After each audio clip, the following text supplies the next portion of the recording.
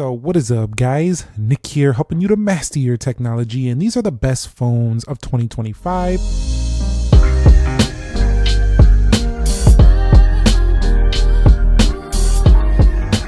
I'm only one person, so I haven't tested every single phone on the market, but I've tested, I think, with a majority of the best phones, at least for the US. So let's go ahead and start with the very first one, and I'm not going to go in order from best to worst. I'm just kind of going to tell you all of them, and at the end, I will tell you which one I thought was the best. We'll start with the Samsung Galaxy S25 Ultra. There's no way you can make a best phones of 2025 list without talking about the S25 Ultra. This phone came out earlier than most of the phones you're going to see here on this list, but it also still hasn't been beat by most of them. This does have a 200 megapixel camera, super far zoom, it's super mature and refined, titanium build, S Pen on board. While it's not Bluetooth, at least it has one. None of the other phones do have one, and it still has one of the largest feeling displays on the market today for at least a standard slab smartphone. It's also incredibly fast, updated very regularly, and feature rich, including using things like the Good Lock module, which can really enhance the overall experience of this phone. So let's go ahead. And you could really go to town customizing this device right here. It's just so much fun. In addition to that, Samsung's phones themselves have been getting very fast and fluid, and no longer do they feel like they're a step behind in performance. They do have sometimes some blinking that happens on the RAM management when I'm reloading applications, and occasionally there's a stutter here and there on Samsung software, but overall, for everything it does, this has definitely got to go down as one of the best of the year. I mean, there's just not a lot to say wrong about this phone. Even if you like the looks of the S24 Ultra more, this phone was just more powerful. It was more up to date. Anti-reflective coating is very strong. So naturally, I'm going to progress to talk about the next one, which is, of course, the iPhone 17 Pro Max. This phone has been absolutely superb in a couple of departments. Number one is the battery life. The battery life on this is giving me near 13 Pro Max level battery life capacity, and that was a legendary phone. I think a lot of people know that the 13 Pro Max was known for its excellent battery life. This is no difference here. While Apple did go to the aluminum, that you could say feels a little bit cheaper than the titanium build of something like the S25 Ultra. It also feels smoother in the corners to hold this phone. In addition, the iPhone 17 Pro Max is a little slipperier, as you see, I almost dropped it right there. But it also does have a two-tone design, and the cosmic orange really stood out this year. I actually think we're going to see some more vibrant color phones in 2026 just because Apple launched this cosmic orange. It definitely stands out. I mean, if you see people pull out their phone, if you see the cosmic orange iPhone, this thing just stands out. It's definitely not the phone for those of you who don't want to be flashy. This is definitely a flashy look, especially if you're wearing a clear case on this or anything that shows the camera plateau. It's immediately recognizable as the 17 Pro Max. But another reason it gets a really high praise is consistent cameras. The device just does really well. It also does have a really nice ultra wide front facing camera, and the camera department has always been strong for the iPhone, but this one with triple 48 megapixels is now very consistent, just like the 13 Pro Max was back in the years when it had triple 12 megapixels. The phone also does have pretty darn thin bezels, and it's a 6.9-inch display, and the liquid glass in the software has made this phone just kind of feel very polished, refined. While it does have some cons, like no split screen, like really, on a phone this big, the software itself, still, there's just something about it. It just feels like it just flows in the background of your life. It's not overly complicated. For some, it can be. But if you get used to it, it's kind of just a grid of icons and categories of apps in a folder. Like you go to the App Store and you download stuff, they appear on a screen, and then they're categorized in app library. I mean, there's not a lot to it these days. So let's go ahead and put it down and go on to the next phone and why this one is going to go on the list. And this is the base model 17. There's no way I couldn't make a phone video like this without mentioning the base model 17. I mean, this device, I like the Sage, by the way, and also the Mist Blue is a nice color option as well. But really, the real reason this is making the list is for the very particular reason that this became basically a pro phone. I mean, it has a ProMotion display. It does have always-on display. It has a really nice front-facing camera, just like the Pro series devices. If you flip it around, it doesn't have super long zoom, which is how you can distinguish it's not a Pro technically, but it still has slow motion. It still has a cinematic video, 4K at 60. The phone has thin bezels, just like the previous 16 Pro. Dynamic island. OLED is just as bright as the Pro models. And the phone has an A19 chip. While not the Pro chip, it's still very fast in daily usage. 8 gigabytes of RAM, still housing the same amount of RAM as a previous Pro. So essentially, base model users got basically like an iPhone Pro Lite this year. Best base model in years. I've heard that comment. I'm going to say it to you guys as well. Best base model iPhone in years, for sure. You can actually skip the Pro this year. Get the base. You'll probably be super happy there. I think it's so good, in fact, that they probably didn't bring the Plus, because if they brought the Plus, it might have been so successful, it might have ate too much into the 17 Pro Max sales. But we'll see. Maybe I'm wrong. Maybe they'll bring the Plus back in the future. Let me know your thoughts on that statement down below. The next one is the Pixel 10 Pro XL. Now, I'm actually using my 9 Pro XL to discuss this, but the Pixel 10 Pro XL, essentially the same looking phone. The device has the best chip ever for Pixel anyway. And let me put my passcode in. It stopped me from logging in right there. But it has the best chip ever on the Pixel 10 Pro XL, 16 gigabytes of RAM.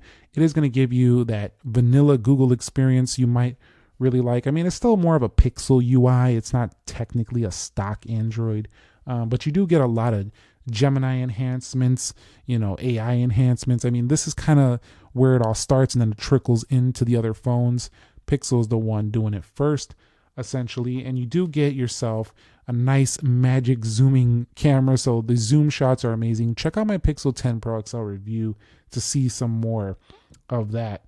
But the only con with this is that the CPU is just not on the level as the other devices. So Pixel 10 Pro XL, really bright display, 3300 nits, very sharp panel, and overall, a really nice phone if you like the Google software. I want to move on to discuss the very next phone, and this one, the OnePlus 13, goes up next. Now, you might be saying, where's the 15? Like, they're already out with that. When are you talking about the 13? Well, this was the main phone for OnePlus for the majority of 2025. They literally just launched the 15 a month and a half ago or so, or maybe even less than that, and it just made its way to the US for pre-order. So that's essentially going into the 2026 phones. The OnePlus 13, this phone has been striking to hold, just like a faux leather back. While some people argue it's not one of the better looking devices, still had the Hasselblad collaboration. This is more of a feel in the hand. It's something that I don't think is as photogenic as other phones, but using it and holding it, only true OnePlus 13 users know what I'm talking about. Tactile silent switch up there on the left corner. Shiny edges give it a premium look. The phone itself is super thin without being one of those razor thin phones, sacrificing battery. Carbon silicon battery in here. The device also does have tactile button placement. It does have IR blasters on board. The phone also does have kind of a slight, very, very slight curve to give it that curved look without being flat like every other generic looking phone out there. So there's just something about this. It just stands out. It's a really, really nice product. And in addition to that, you do have yourself a SIM card tray and super fast charging. So the OnePlus 13 definitely going on my list as one of the best of 2025. Now, the next one is going to be the Samsung Galaxy Z Fold 7. Now, this device has been one of my favorite of the year. Now, I do think that the not including the S Pen was a miss by Samsung, but as I've been using this more and more, I find myself still enjoying how thin the phone is, and it actually makes me excited for the tri-folding phone coming soon. But this device right here has perfect size for split screen applications. It really does feel like a powerhouse boss in your pocket day to day, and Z Fold 7 users know what I'm talking about, having the ability to split two displays that are now even bigger than previous folds before. But the real enhancement to me has been on this phone is the front display. It actually feels like a phone you can use day to day and not feel like the phone feels like some super narrow panel like they used to have before. And I think Samsung stole the thunder this year. And I think because this phone has been So nice. I think this is why we're seeing rumors of an iPhone Fold. I think it's about that time. They're getting that good. And this is the one that has cemented, I think, foldables as getting that good. I know some of the other Chinese foldables have been also being very, very strong devices, but Samsung has been doing good with durability of the hinges and all that stuff. I mean, these are not easy to break. You've probably seen in some other videos, but definitely the Z Fold 7, super strong device. I've enjoyed it. It's my favorite phone of the year when it comes to productivity. There's no phone like it, like the Z Fold 7. You could just get tablet-like tasks done on there. So that just makes me more excited for the up-and-coming Galaxy Trifold. Move on to the next one, the OnePlus 15. Now, the OnePlus 15 is arguably, to some people, not better than the 13, but I think that this phone still deserves its flowers. It did launch in 2025, so I got to put it in the list, even though it is kind of going to be a carryover phone into 2026 with having specs that are going to match up with most 2026 offerings. So this phone, very strong. Where it really tends to shine is in the battery. The battery life of this phone is like no other here on this table right here. All these other phones don't even come close to this phone in battery. 7,300 milliamp hour silicon carbon. And when you take a look at the side profile and the sandstorm color here, it kind of just looks like a regular phone. So they were able to stuff a large battery into this regular phone. Its downfall is that the cameras don't beat the other flagships. They still are very strong results, and they're not a deal breaker, even though a lot of reviewers will want to make you believe they are. I'm saying they're not as strong because I find certain other flagships to just have better results, but they're nowhere near a deal breaker. They're still flagship level, and they still have the Detail Max engine that sharpens up photos, and things look fine. So it's not a deal breaker. This phone is fast. The Oxygen software is minimal and clean. It gets updated regularly. 165 hertz in certain games. You know, the design itself has super thin bezels, so the phone itself is just really fun. Yes, it doesn't have the sharpest panel, as it's not a 2K display like the OnePlus 13. But for those gamers out there, those heavy users, you're going to love the OnePlus 15. That is one striking device when it comes to longevity and performance. And then the last one on the list is one you probably weren't even expecting to make this list, and that is the Samsung Galaxy S25. And this is actually going for a pretty reasonable price right now of like $499. I'll leave a link down below. I got this nice blue option, reminds me of the older Samsung days with their blues that they used to do a lot. But generally, why I'm putting this here is because this is a powerhouse right here. 12 gigabytes of RAM, 8 Elite on board. This is essentially a S25 Ultra Mini. The only issue is that it doesn't have the S25 Ultra's cameras, and it doesn't have a 2K panel. But this S25 really does bring the heat for strong performance, and also does give you a really compact form factor that's unlike most flagships out there. So a true little powerhouse in your pocket. If you like a lightweight device with lots of power, good cameras, this is one to really, really strongly consider. In some ways, it might even be a better option than the base 17. And the 17 was kind of playing catch up to this phone. So S25 really is still a strong option for sure, even stronger than the S24 previously was. And now at $499, that is one incredible deal right there for that phone over there. Now I got a couple phones that didn't make the cut, and I'm going to tell you what they are. The first one, and they're both kind of in the same category, but the very first one is the S25 Edge. Now the reason this phone did not actually make the cut for me is because its battery life just wasn't there for me. All these phones here had pretty solid battery life.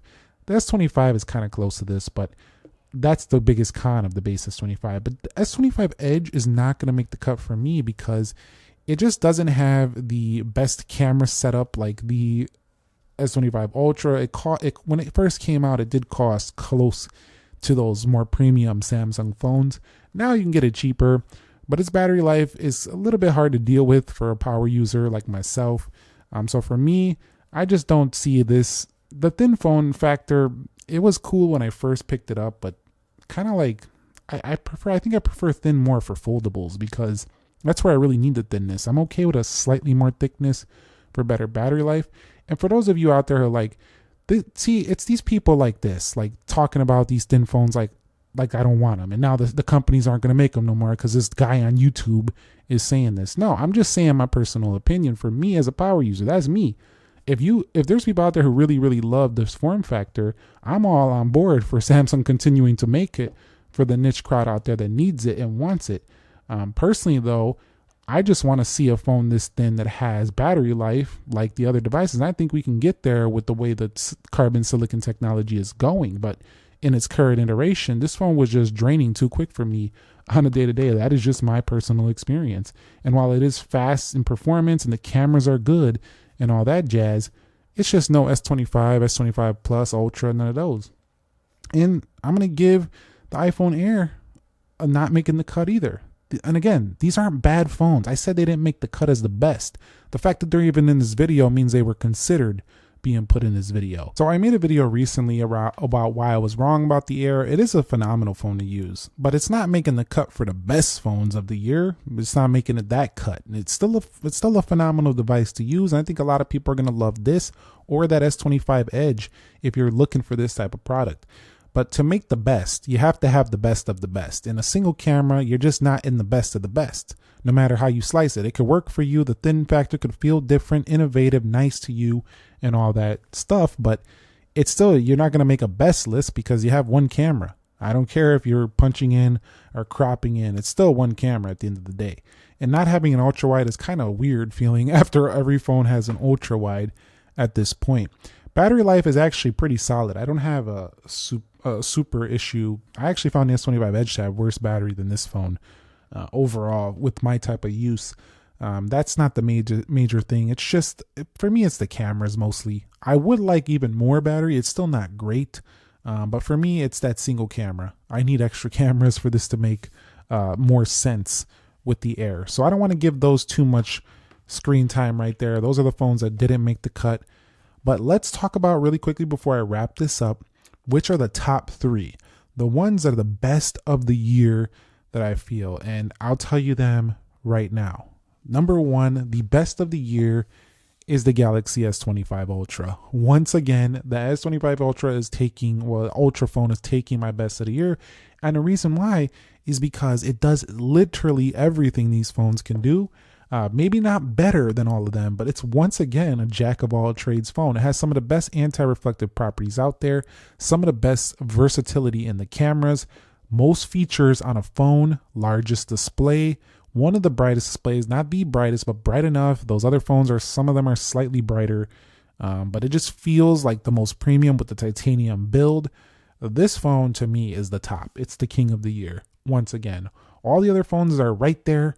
But they're just not, they just don't punch above the S25 Ultra. That's for sure. The second best phone of the year to me is, of course, the iPhone 17 Pro Max, mostly because this device does have really good thermals, battery, in the cameras. It's like all here on the back. I'm not even flipping it to the front. It still looks like a regular iPhone on the front with the same size display, same performance and software. It really comes down to this: the thermal efficiency by putting the aluminum shell right here, the triple camera layout, and his battery. That's what puts it at number 2 for me as the second best phone of the year. And as this third option was really tough, but I'm gonna have to give it to the OnePlus 13 as the third best phone of the year, mostly because it has such an amazing battery performance, amazing performance overall. And it just feels nice. It really hits all the marks. It really does. The phone just misses a little bit on the camera. I was debating putting the Z Fold 7 there, but the Z Fold 7 is still a foldable phone. I wanted to keep my top 3 as just standard slabs. I just throw the Z Fold 7 here because it's still a top pick for me of 2025. I'm going to shut up now. That's going to wrap it up here for me for 2025. I want to hear from you guys down below in the comments. What are your top picks of 2025? Which phone did you go with and which phones do you plan on going with? It's looking very exciting going into 2026. I mean, if this is already what we're working with, I can't wait to see the rotation of 2026. It just looks like it's getting even better and better. I do think phones do need to do a little bit something different to spice things up because they are pretty mature, but we're in a really good spot when it comes to smartphones at this point. Thumbs up if you enjoyed it. Subscribe if you haven't already. Nick here. Be sure to be well, and I will catch you on the very next episode. And peace.